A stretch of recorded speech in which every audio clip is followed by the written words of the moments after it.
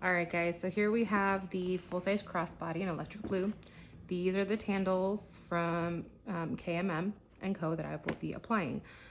A couple of things to know about the straps. These are the ones with the 11-inch drop, so they are a little bit longer than the standard ones with PLG. The other thing is the holes do not line up with PLG. And we'll kind of get into why that'll matter in a little bit. So with this tote, obviously there is no rivets. They're sewn on around the edges. This is the zipped version. I say we start with the back.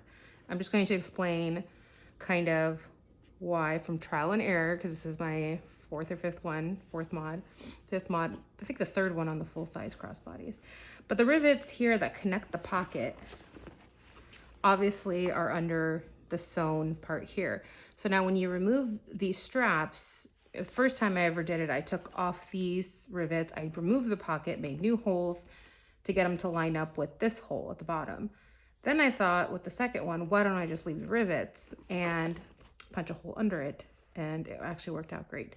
Didn't have to remove the pocket, didn't have to remove these rivets and redo the holes and stuff like that. So that one was great.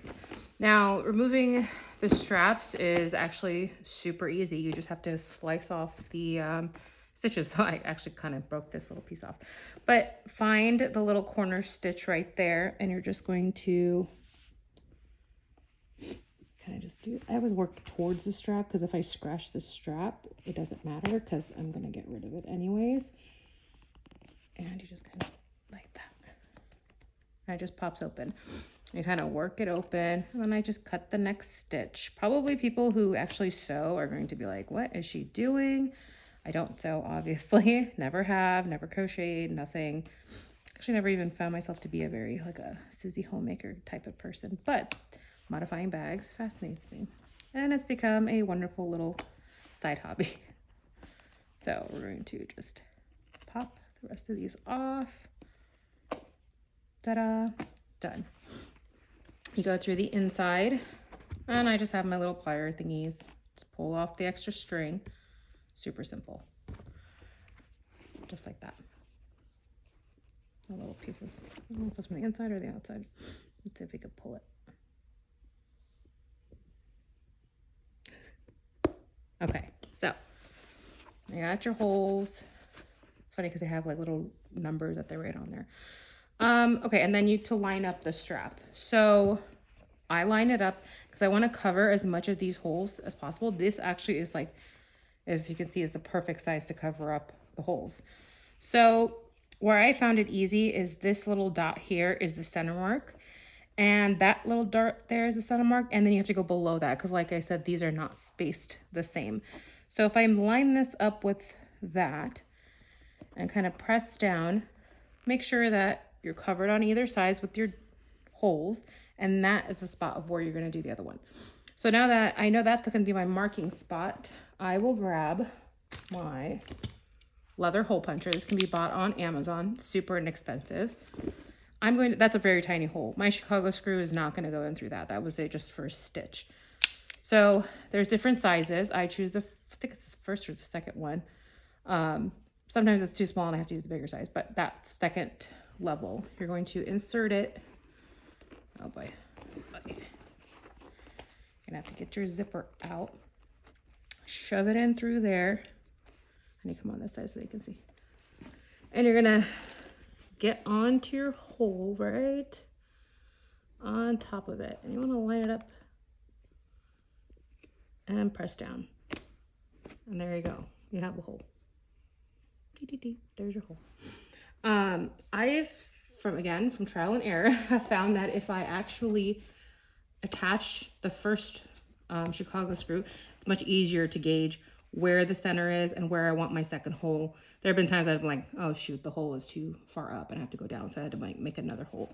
So like I said, all my trials and errors, and now I'm helping you guys guide it. So I grabbed my Chicago screws. I got them in this little pretty like gold color because I love it. There are even like what is that color called? The antique one I've seen. I like this one the most. You get a whole bunch of them in an order from Amazon. So I will put the flat part obviously through the first one, just like that. I will go in through the back under my zipper, put my other Chicago, the bottom part of it, you gotta kind of poke it. If it doesn't poke through, it's a screw. So you can just twist it, twist it, twist it. It'll come through the leather. So once it pops through, I put my strap, screw that on.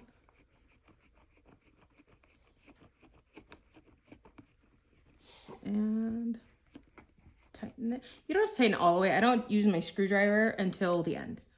So now we got the first part. Look how pretty that is. So then I kind of line it up again. And this part is the part that I'm very meticulous with. I want to make sure, number one, it's perfectly straight. And this extra strap kind of gets annoying, so you can just shove it in the bag. I want to make sure where it is perfectly straight, that all my holes are covered up and I'm not missing anything. So kind of right there. But you can see where that rivet is going to be well under the strap, so it won't affect this hole. So I'm going to aim for lower. I know my marking is going to be, this hole is going to be the center mark. So what I'm going to do is, at this point, just again, making sure, I will grab my little tiny screwdriver. This little guys, people get like actual punching ones that you can punch with. This honestly works just as well. And it came with the kit, so I'm going to use that. So I just kind of make a little hole. And you can see there's my mark. So this is the center line that was there. This is where I marked it. So this is how low, and it's honestly not that much. I'm to the point now where I can eyeball it and I'll get it right on the money because I've done it so many times. So now I know that's where I want my hole to be. And then I will literally punch a hole through it. Obviously this is going to be under the pocket. So at this point you have to remove the pocket out. I put my hand in there. You can see my hand. I kind of do 2 fingers. So when you're doing your hole, it's going to go between your fingers and you're going to stab yourself. So there's my hole mark that I just made. And I'm literally going to twist, twist, twist and apply pressure.